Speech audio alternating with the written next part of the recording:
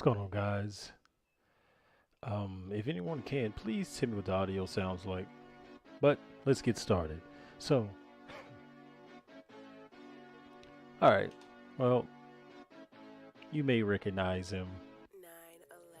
This character is from the short called Balls. This is Wei Lang. But yeah, I'm using him just to be a part of the scene. Of course, when I built this set, which gave me an idea, so I'm going to be using that idea to create more things. It's missing some windows and doors because I just wanted to focus in this one area. But to show what I did, I used a reference image. And that image is a blueprint of a house. Keep it simple. All right. All right. So let me turn on my extra objects so I can click my inside cube. All right. Okay. Now, the whole thing about lighting, and keep this simple. Is it good? Is the light good, Josh? I mean light, sound. All right, so um, the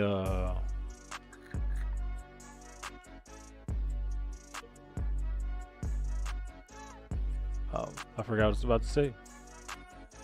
Okay, good, cool.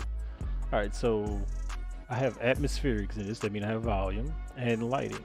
So the first key is one, make sure the environment's what you want it to be, and then think about using your lighting accordingly. So I'm going to turn the lights on, and there's already lights in the scene. I already set everything up. Okay, so we're gonna go straight into render view, and there's light pouring in. Okay, so if you look from here, we can see through both sides. All right, and the sun, which I have toned down, let me turn it up a little bit.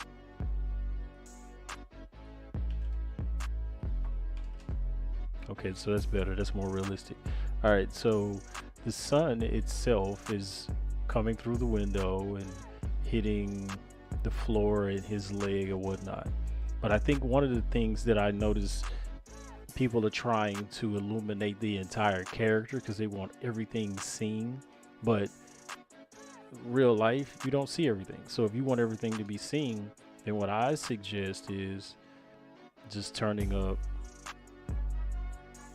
the actual viewport brightness and using that.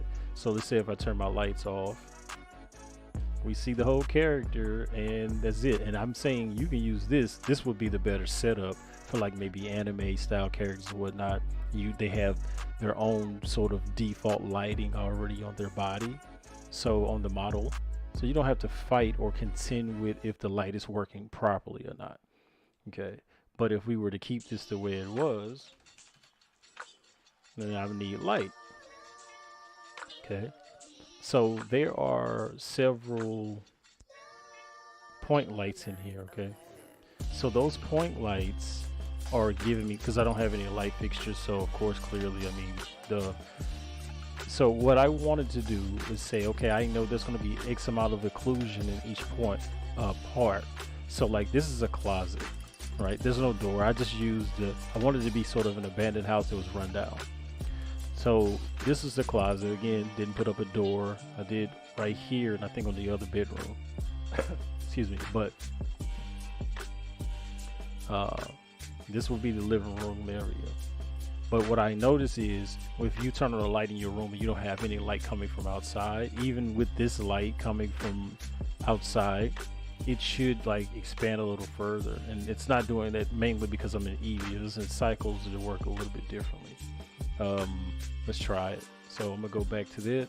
I'm gonna go to cycles. I'm gonna switch it over to GPU, and then I'm gonna bring my samples down to 32 each. And I'm going to force it to stop rendering samples at 30 seconds. All right, so it's got a denoise on, but not for our viewpoint. So I'm gonna push this to like 0.02. Okay, all right, and then down here in performance, there's tiling. I don't like it. I turn it off. Okay, all right, so if we use cycles to look at the lighting, I want you to know something about cycles. When using point lights, you could physically see the light in the camera view because this is a physical light, unlike the spotlight, which isn't a physical light. So it shows a cone of light, but it's not necessarily a physical light. Okay,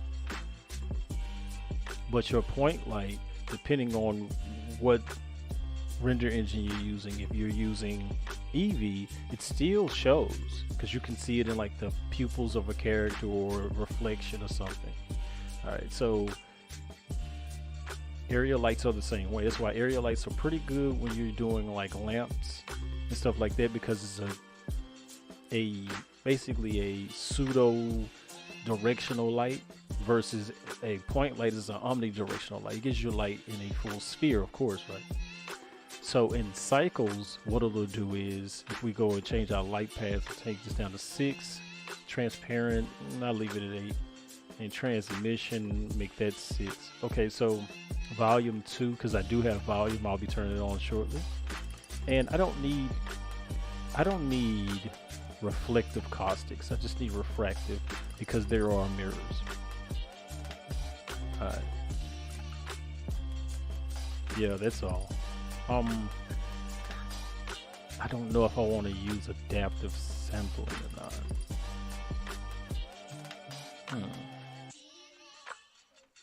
Well, we're not going to be doing those type of renders. So I just want to show the light. So we're going to look at it in cycles.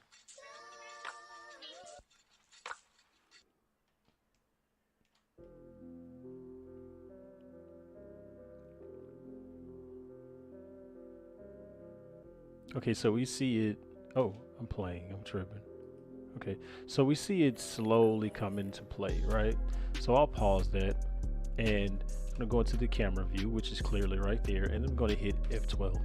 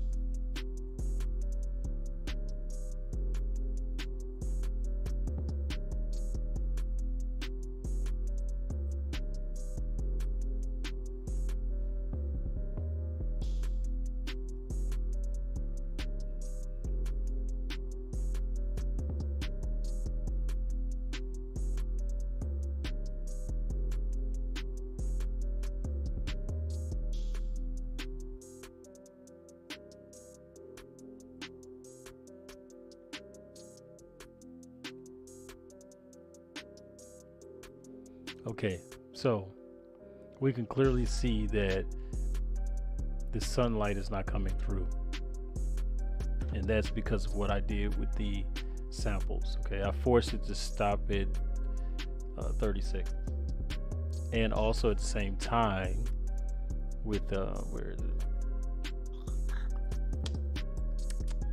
I'm trying to think, where is it? Is it here? No.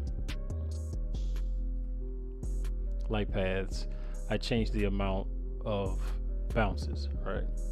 So from this angle, we can't see down, okay? So oh, what's happening? I don't get what happened.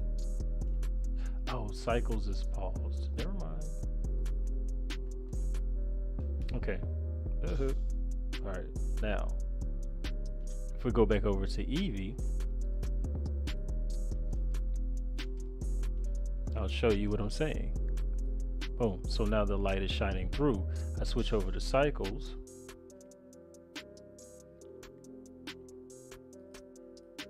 I'm gonna switch over to CPU because I'm using the GPU a lot for this stream. Okay. So what you're seeing as it's doing all these turns and twists and whatnot, it's figuring out its light. I probably just dropped a bunch of samples. Hold on. Ooh. Yeah, my frame rate dropped drastically. Eee. Okay. So let's stop that. All right, so I'm going to assume that most of you are going to use Eevee.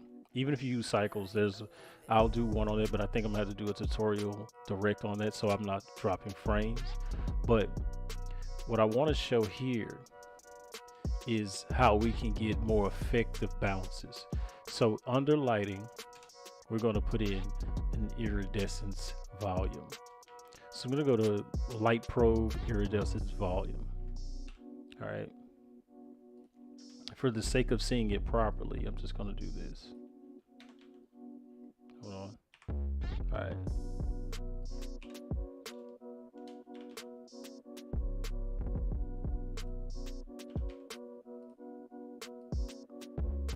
Okay, so the dots that you see, right, these dots are how the light bounces. So we come down here to the object properties for it. And here you have your resolution. I'm going to make that 5. And then you have your fall off. Okay, so let's look. And the fall off is the inner box. Okay, so we have how to control fast probe light influence by decreasing. Okay, so I'm just going to bring it down a little bit, and then you have your distance of the probe. Okay, so I can push it a little further.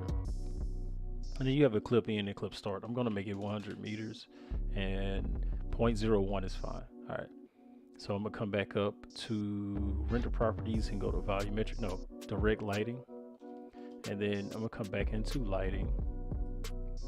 And I'm going to turn the character off because I don't want any bounces on him. I want him to have a raw bake. I want him to just look like what he looks like. Okay. So what you'll do is, and I want the volume in here too. So we're going to go down to atmospherics and turn them on. And now you start to see a difference in how the light comes through. Okay. If I come up here to the sun has a, like in 3.0 and up, you can adjust how much it affects the volume. Okay. So I'm going to bring it down a little bit. Make sure you have shadows cast on any light that you put in the scene. Okay. All right. So now let's bake this light. So I'm going to come over here and I'm going to go, don't forget to save. And over here in this cube size, it's the size of every cube map would be 512 pixels. I'm going to leave it at that. Usually I kind of go up, but I'll leave it at that. And we'll just hit bake direct lighting. And you'll start to see the probes working as it looks like it's changing color, getting darker and lighter.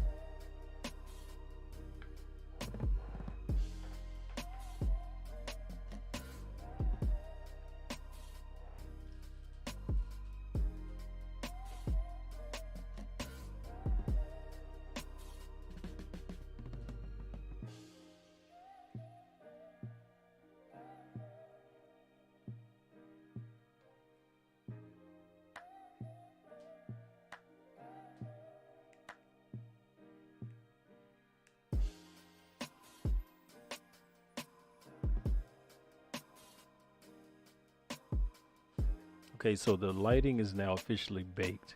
You might say, what? Like, yeah, okay, so I'm going to show you a difference, right?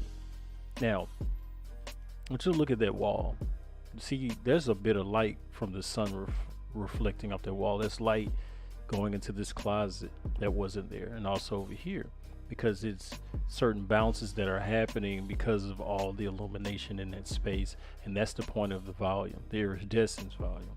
The reason why I left the actual physical volume on is, see, when I turn it off, you still have that same amount of energy, but because of the volume, it gives it that bit of a more realistic feel. Okay. If we look at it through the camera's eyes, I want to take an image of right here. Say right about here. Slide back ever so slightly. Okay, yeah, I want some of that hall light too. So we see the light bouncing off the hallway and this corner and floor and the wall. Hit F12. We're going to save the image to do a comparison. Okay, so I'm going to call this render result 1 and I'm going to lock it. Okay, and then I'm going to delete. As you can see, when I delete the bake, what it looks like, right? And now let's render without the bake. Okay, so this is without the bake, and we're gonna go render result. Oh snap! Wait a minute. Do it again. See what it get, because apparently it's gonna switch up. Okay. All right. No. What?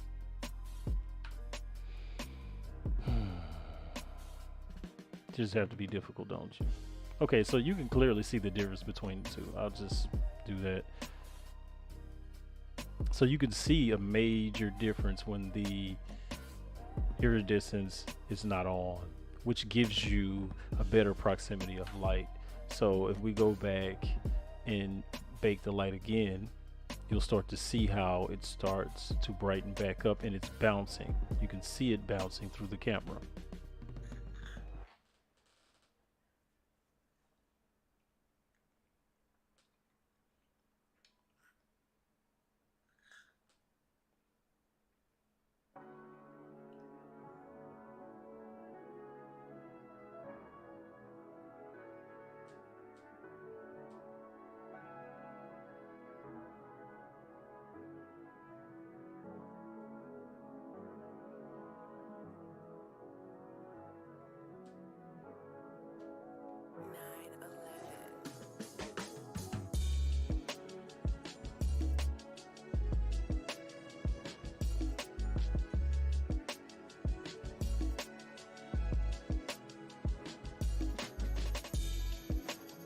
All right, so again, let's look at the render result. The render result, and boom, you see a major difference. So that's one of the things that will definitely help.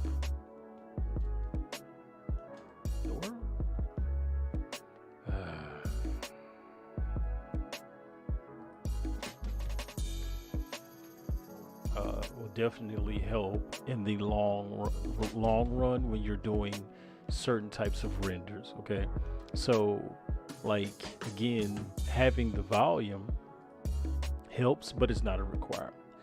I mean, you can still use the iridescence to help you, but when you bake this light, it changes the entire scope. But when you have, because it bounces light properly.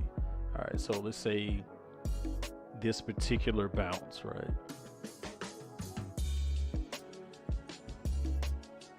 This particular bounces all of the light into spaces to kind of fill it, so you get those dual shadows where there's a certain amount of light on you, but also like, you know how you look at it and you see variations of shadow. That's what this is for in Eevee. So it is something you could really use, like say you want to create spaces for games. Like that's what I was doing, well, what I'm doing in the Blender game engine. Okay, and as I make those environments, it's allowing the iridescence allows me to bake light, and it renders more like a cycles render over doing a render like in cycles and having to wait for a long time. Because again, if you know all of the parts and pieces that you need, you can actually accomplish getting the effect and the look that you want. So if we bring the character back in, of course both his skeletons is going to show up. All right, so let's hide that one. I'm going to click his shirt. Okay, so there's no bake on him, and I didn't want to bake on him, but let's say we do, right? So I'll come down here, go back to indirect, I'll delete the bake and then bake it again. I'm going to go into the camera view if it hasn't already started baking. Yep, it did. All right. So you see how you can really see the way it changes. I'll turn the overlay off too. You could physically see how it's changing and bouncing light.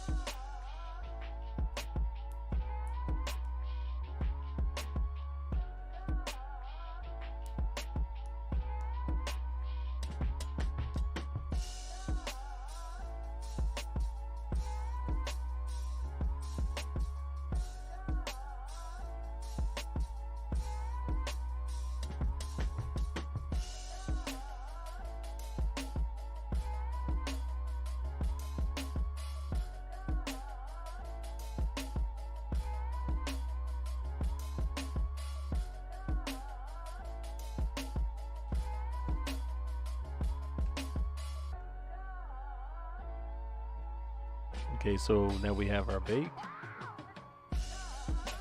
All right, so again, you can see a differentiation, a difference between certain shadows. So as you look under his neck and here, there's a level of shadow. Instead of it just being just straight dark, there's a level of shadow. If I delete the bake, which I'm not going to do just yet, but when we look at this, you say to yourself, okay, the wall is still doing the same thing it was doing at first, etc., etc. And we also have the way his shadows are going. So let me go look at shadow depth. If I go to the cube size and bring it up to 2048, a little bit of that jaggedness leaves. But even here, if we go bit depth and soft shadows, they get jagged. All right. Cascade size is for the sun, so let's take that to 2040. And then you see a difference in how the shadow looks. But again, with that bake with the iridescence, it changes the entire scope of how you can get a render that just looks more pleasing to your eye. So if I was to render this, let's just hit the plus sign. I mean, sorry, F12.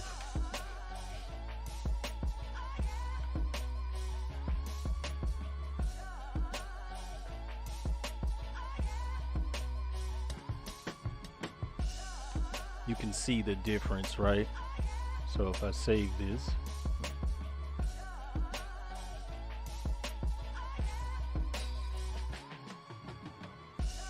all right, and now let's delete the bake. You can see the difference here, right? You see how much darker it is on this chin. Don't get me wrong, the look of in the lighting right now is cool, but there was a certain brightness between the two, right? Because of the iridescence. So it allows you to have a certain amount of control, and the more resolution you add, the more bounces you get, but also adds more to your file.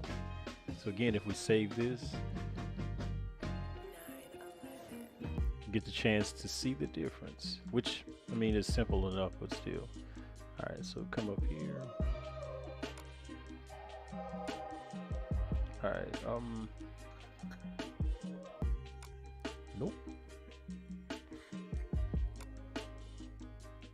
All right, okay, here we go. So this is the thumbnail, right? And you can see that I did not, even the light of the sun is dimmer, because I just wanted to make a thumbnail. And you can see I didn't use any iridescence, because when we go to this, we see a major difference. You see, when the iridescence is on, the shadows change, okay? The reason why I don't like doing the iridescence with the character in the scene is because when he moves, it's not going to be the same. So let me show you what I mean. Let me bake it again, and then I'm going to move him. All right.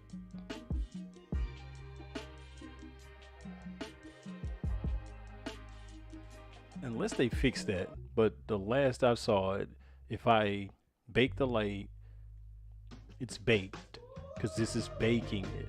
So it means that that's going to be on that wall. It's just like if you bake a texture. So the area, since most of the area is static, the light is not going to change. That's why I tend to do an iridescence only if it's going to be a static position and that light's never going to move from that spot. So I tend not to use the iridescence when there's sun, because I may change the sun position depending on what I'm doing for a scene or whatever. So that is why I recommend it mainly for static lights, point area, and spotlights, because you know you may not move those. Like using an iridescence on like a street, like a nighttime scene is perfect, but I wouldn't bake it unless it's an illustration or just a shot that you intend to use later. But if you like, when I did Tavella, I did my last episode of the Tavella series, I baked no lights. I just use really bright lights to fill in the areas that need to be lit, because I knew I was going to have things come in that the light moved. All right, so we have the light baked. I'm going to go and I'm gonna grab his model, and I know it's, I think it's directly on the, yeah. So I'll turn it 90 degrees, right? Now, I want you to look at this model.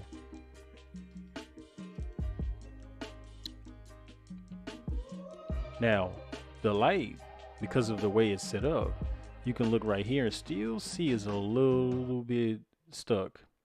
Excuse me, but I'm going to move him over.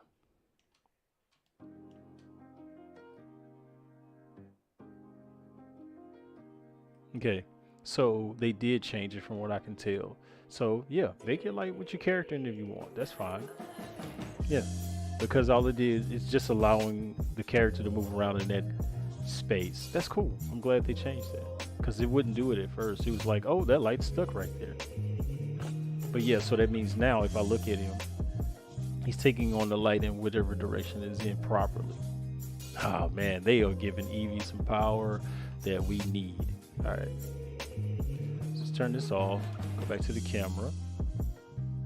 So yeah, I think that should be Because what you really want is for your scene to have the right amount of brightness that you can use. Okay. Um, yeah, I'm with that. I like that a lot. All right, I'm gonna move him to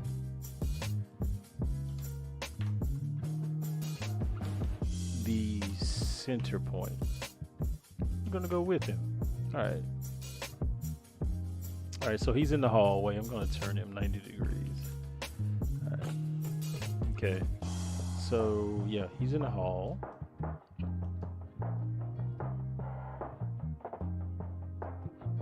Okay. And then grab this camera. And again, he is still working pretty well with the light. I like that. I like that a lot. Should be a wall right there, right? Come on, thing. Yeah, because this goes into, come on, dang. Yeah, because this would be the bathroom. Yeah, that's the bathroom area. All right. All right, so let me grab this camera, like I said. All right. And since there's no mirror, no glass there, then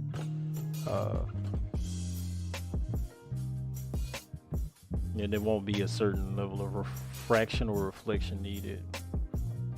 Let's look at this one.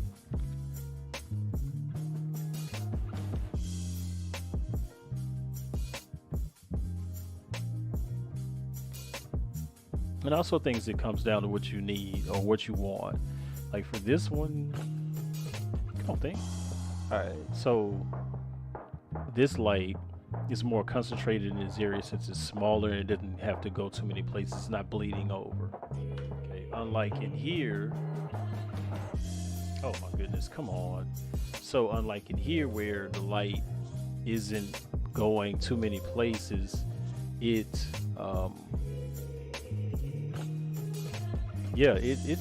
solid.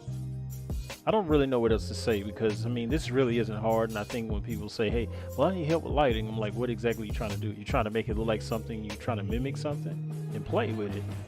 There's no right or wrong, to be honest. I mean, a dark alley is actually black. There's not any light in a dark place, so don't let movies fool you.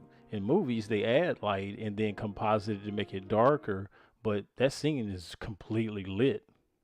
You know, how can you see trees in the distance in the dark and there's no moonlight? And even then, the moon is only going to light up so much stuff. But yeah, with that being said, man, that's good for me.